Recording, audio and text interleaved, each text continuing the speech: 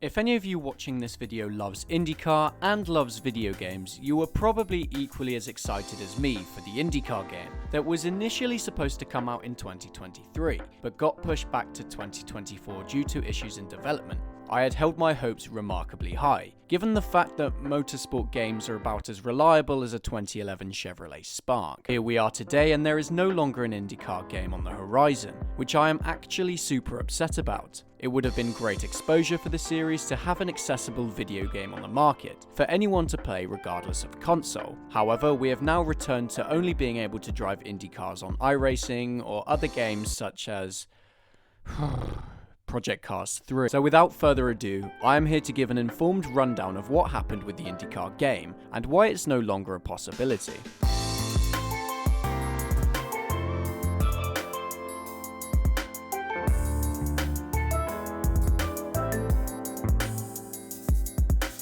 Before we get into this video, I'd like to quickly mention something that I believe is quite important. A friend of mine is trying to raise money for the Demelza Hospice, which is a charity that provides extraordinary care to extraordinary children. They help children with life-critical medical conditions whilst also supporting their families. My friend Archie is cycling from East Sussex to Amsterdam in order to try and raise money for the charity. I've left a link for the GoFundMe page in the description below, and I will also be donating a portion of this video's revenue to the charity. If any of you have any extra time and extra money lying around, that would be absolutely awesome since it's for a great cause. But now back to INDYCAR.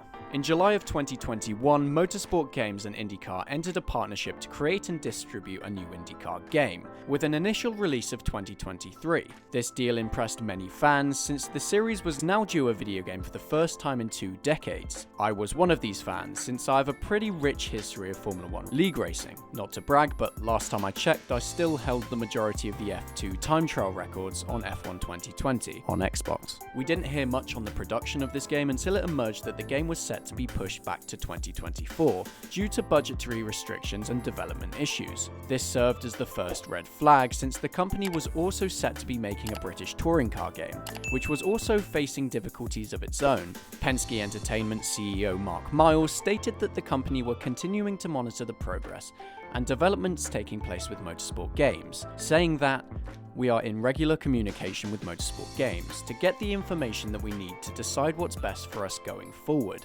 This suggests that the development of the game at the time was in a seemingly stable state, despite the pushback to 2024. The update from Penske Entertainment followed the latest news from TOCA, who own the British touring car series, who had just announced that they terminated their contract with Motorsport Games the week prior. The statement from TOCA read, "That agreement exclusively licensed Motorsport Games to produce interactive video gaming products related to the British Touring Car Championship.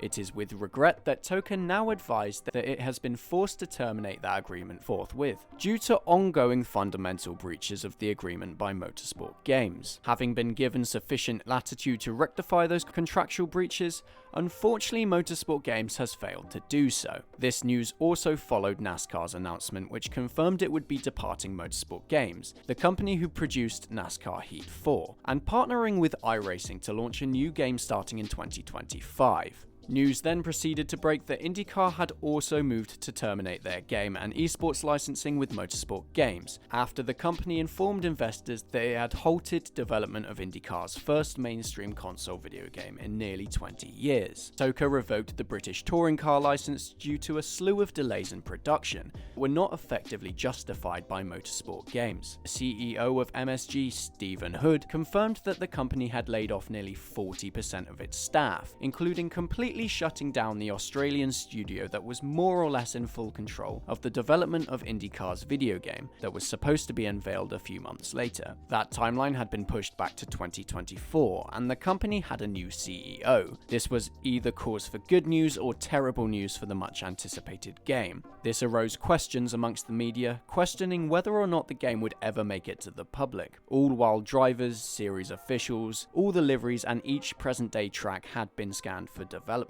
Sources close to the production even confirmed that most tracks were in the final approval process, giving Penske Entertainment officials a tough call on whether to continue seeing MSG's project through. Unlike Motorsport Games' dodgy history of failing to pay the BTCC license, they told investors that the company had not failed to pay Penske Entertainment, removing finances as a potential issue. This left INDYCAR with a choice: to either stick with Motorsport Games and hold hope that they would deliver on their promise, or to consider other options. It would come as no surprise that Penske Entertainment decided on the latter, stating that its decision to terminate the INDYCAR license agreements was due to MSG's failure to satisfy certain obligations, including facilitating a minimum number of INDYCAR esports events. In October last year, MSG sold its rights to NASCAR's future video game production to iRacing for $4 million.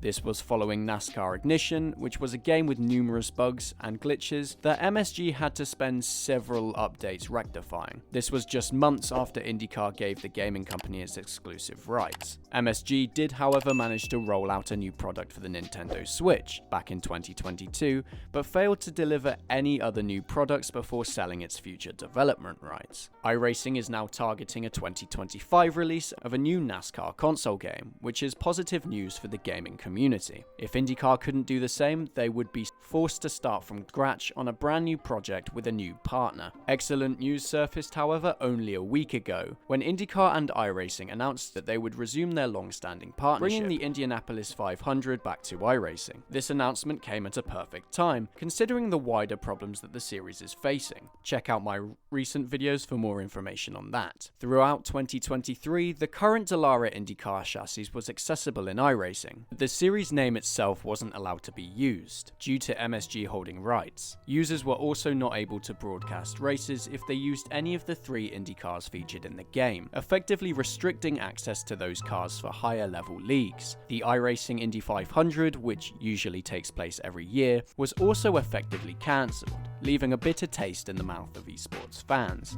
The Motorsport Games studio still owns exclusive rights to the FIA World Endurance Championship, which are scheduled to be used when it releases Le Mans Ultimate in February of this year. Now, I don't want to cast any aspersions, but the chances of that being released are on par with my chances of winning the Indy 500 this year. With the Motorsport Games drama now in the past for INDYCAR, the series has returned to iRacing and resumed its partnership. This means that we will now see more virtual races, such as the ones that I stayed up to ungodly hours for in lockdown. You know, the ones where Simon Pagenaud tried to turn Lando Norris into a SpaceX rocket. In the past, INDYCARs were frequently prevalent within the Forza Motorsport series, the past and present cars being drivable on games such as Motorsport 6 and Motorsport 7. Due to their involvement with Motorsport Games, there is a painful absence of INDYCAR in the new Forza Motorsport game, which feels like a huge missed opportunity. My hope is that INDYCARs are added as a late DLC within the month of May, similar to how they were implemented in Motorsport 7. But that's a brief rundown of what the hell's been going on with the INDYCAR game. It's been a long and painful story, however with the series returning to iRacing, we can expect good news on the horizon. Best case scenario is for iRacing to acquire the finished tracks from Motorsport Games and produce the game underneath their own label, since if there was any truth within the proposed development, not too much work would be needed in order to finish developing an INDYCAR game. If you enjoyed this video, please remember to subscribe to the channel below and leave a comment if there are any INDYCAR videos you would like to see. Please also remember to check out the GoFundMe page for my friend Archie, because as mentioned in the intro, he's doing a pretty decent thing. But as I said, thank you very much for watching and I will see you in the next video. But until then, take care and have a good week.